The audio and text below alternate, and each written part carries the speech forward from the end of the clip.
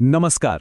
આજે આપણે ગુજરાતના એક ખૂબ જ પ્રતિષ્ઠિત સાંસ્કૃતિક અને સાહિત્યિક કાર્યક્રમ વિશે વાત કરવાના છીએ.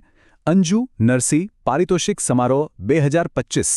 આ બધી જ માહિતી આપણને સીધી એમના સત્તાવાર આમંત્રણમાંથી મળી છે. તો ચાલો આપણે સાથે મળીને જોઈએ કે આ સમારોહમાં એવું તો શું ખાસ છે. ચાલો આ એક રસપ્રદ સવાલ સાથે જ શરૂઆત કરીએ. કારણ કે જુઓ, આ કોઈ સામાન્ય એવોર્ડ ફંક્શન નથી. આ તો એક એવા ઉત્સવની વાત છે જે સમુદાયમાંથી જ ઊભો થયો છે અને એ સમુદાયને જ વધુ મજબૂત બનાવે છે. તો આજના આપણા આ વિશ્લેષણમાં આપણે સૌથી પહેલાં તો આ આમંત્રણને બરાબર સમજીશું. પછી આ પુરસ્કારનો ગૌરવશાળી વારસો શું છે એ જાણીશું. આ વર્ષે શું નવું ઉમેરાયું છે એના પર પણ નજર કરીશું. આખા દિવસ દરમિયાન શું શું થવાનું છે એની એક ઝલક મેળવીશું. અને હા, સૌથી અગત્યનું 2025ના સન્માનિતો કોણ છે એની પણ વાત કરીશું. તો ચાલો સીધા જ મુદ્દા પર આવીએ અને જોઈએ કે આ આમંત્રણ આપણને શું જણાવી રહ્યું છે. સારું, સૌથી પહેલાં તો આપણે આ શબ્દનો અર્થ સમજી લઈએ. પારિતોષિક. આનો સરળ અર્થ થાય છે કોઈની યોગ્યતા, કોઈના ઉત્તમ કામ માટે અપાતું સન્માન કે પુરસ્કાર. તો આ કાર્યક્રમ ક્યારે અને ક્યાં યોજાઈ રહ્યો છે? તારીખ છે 9 નવેમ્બર 2025 અને સ્થળ છે જૂનાગઢ જિલ્લામાં આવેલું પરબધામ. અને આ આખું સુંદર આયોજન શ્રી અક્ષર એજ્યુકેશનલ એન્ડ ચેરિટેબલ ટ્રસ્ટ અને બાલ વિચાર પરિવાર સાથે મળીને કરી રહ્યા છે. પણ સવાલ એ થાય કે આ પુરસ્કાર આટલો બધો મહત્વનો કેમ ગણાય છે? કારણ કે આ માત્ર એક ઇનામ નથી, એનાથી ઘણું વધારે છે. એક જીવંત વારસો છે. છેલ્લા 12 વર્ષથી આયોજકો એમના માતાપિતાની યાદમાં બાળ સાહિત્યના શ્રેષ્ઠ સર્જકોને શોધીને એમનું સન્માન કરી રહ્યા છે. 12 વર્ષનો સમયગાળો એ પોતે જ આ પરંપરાની મજબૂતીનો પુરાવો છે. અને હા, એની પ્રતિષ્ઠા પાછળનું એક મોટું કારણ એ પણ છે કે આખા ગુજરાત રાજ્યમાં બાળ સાહિત્યના ક્ષેત્રમાં આ સૌથી મોટો રોકડ પુરસ્કાર છે. અને એ ખરેખર બહુ મોટી વાત કહેવાય. અહીં એક બહુ જ રસપ્રદ વાત જાણવા જેવી છે. આ પુરસ્કાર જીતવું એ જાણે રાષ્ટ્રીય સ્તરની ઓળખ તરફનું એક પહેલું પગથિયું બની ગયું છે. એવું જોવા મળ્યું છે કે અહીં જેમને સન્માન મળે છે એમને આગળ જતા ગુજરાત સાહિત્ય અકાદમી અને ભારત સરકાર દ્વારા પણ નવાજવામાં આવે છે.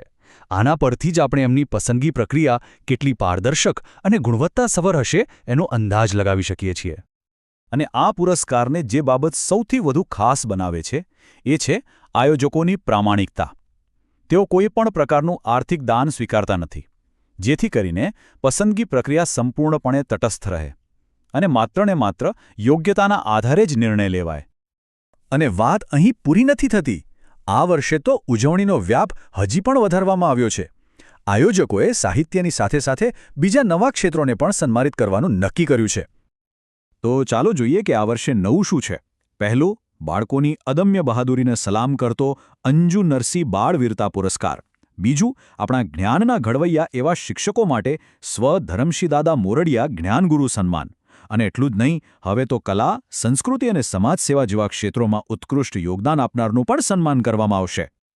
તો આટલું બધું છે, ત્યારે આ ખાસ દિવસે થવાનું છે શું? ચાલો એના પર પણ એક નજર કરી લઈએ. આખો દિવસ 2 સરસ મજાના ભાગમાં વહેંચાયેલો છે. સવારનો જે ભાગ છે એ થોડો ઔપચારિક છે, જેમાં દીપ પ્રાગટ્ય, સ્વાગત અને મહાનુભાવોના વક્તવ્યોનો સમાવેશ થાય છે. પણ ખરી ઉજવણી તો બપોર પછી શરૂ થશે, જ્યારે કવિ સંમેલન જામશે અને મુખ્ય પુરસ્કાર વિતરણ સમારોહ યોજાશે. આ કાર્યક્રમનું કદ કેટલું મોટું છે એનો અંદાજ તો મહેમાનોની યાદી પરથી જ આવી જાય. રાજ્યના મંત્રીઓથી લઈને સાહિત્ય જગતના મોટા ગજાના કલાકારો સુધી દરેકની હાજરી એ વાતની સાબિતી છે કે આ સમારોહનું મહત્વ કેટલું બધું છે. અને હવે એક ક્ષણ જેની આપણે સૌ આતુરતાથી રાહ જોઈ રહ્યા હતા. ચાલો મળીએ 2025ના એ સન્માનિતોને જેમના ઉત્કૃષ્ટ કાર્યની આ સમારોહમાં ઉજવણી થવાની છે.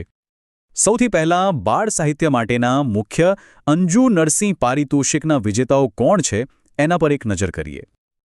આ વર્ષે એક ખાસ વાત એ જોવા મળી છે કે ત્રણેય મુખ્ય પુરસ્કારો સંયુક્ત રીતે આપવામાં આવ્યા છે. પ્રથમ પુરસ્કારના વિજેતા છે શ્રી હુંદરાજ બલવાણી અને શ્રી હેતલ મહેતા. દ્વિતીય પુરસ્કાર જાય છે શ્રી મહેશ સ્પર્શ અને શ્રી પારુલ બારોટને. અને તૃતીય પુરસ્કારના હકદાર બન્યા છે શ્રી હસમુખ ટાંગ અને શ્રી કીર્તિદા બ્રહ્મભટ્ટ. આ તમામ વિજેતાઓને ખૂબ ખૂબ અભિનંદન. હવે આપણે એવા સન્માનોની વાત કરીએ જે આજીવન સમર્પણ અને કોઈ ક્ષેત્રમાં કરેલા વિશેષ યોગદાનને બિરદાવે છે. લાઇફ ટાઈમ અચીવમેન્ટ એવોર્ડથી શ્રી નટવર પટેલનું સન્માન કરવામાં આવ્યો છે. ગુર્જર બાળ સાહિત્ય વૈભવ પુરસ્કાર શ્રી ગિરિમા ઘારેખાનને એનાયત થયો છે અને બાળ સાહિત્યના ઊંડા સંશોધન માટે ડૉક્ટર પૂર્ણિમા પંડ્યાને સન્માનિત કરવામાં આવ્યા છે. અને છેલ્લે એવા સન્માનો જે સમાજના અલગ અલગ ક્ષેત્રોમાં થયેલા મહત્વના યોગદાનને ઉજાગર કરે છે. આ જ બતાવે છે કે આ સમારોહનો દૃષ્ટિકોણ કેટલો વિશાળ અને સમાવેશી છે. આ વર્ષનો સૌપ્રથમ બાળ વીરતા પુરસ્કાર દક્ષ કુંજળિયાને જાય છે. સમાજ સેવા માટે શ્રી રમેશ તન્ના, શિક્ષણ સેવા માટે શ્રી રસિકભાઈ અમીન અને પર્યાવરણની સેવા માટે શ્રી વિજયભાઈ ડોબરિયાનું સન્માન કરવામાં આવ્યું છે. અને નવો શરૂ થયેલો જ્ઞાનગુરુ સન્માન શ્રી હસમુખ પંચાલને એનાયત કરાયો છે. તો આ બધું જોયા પછી એક સવાલ મનમાં જરૂર આવે છે, નહીં કે આપણી સંસ્કૃતિને જીવંત રાખવામાં અને એને સમૃદ્ધ બનાવવામાં આવા સમુદાય દ્વારા ચાલતા પુરસ્કારોનો ફાળો ખરેખર કેટલો મોટો છે. આના પર વિચારવા જેવું ખરું?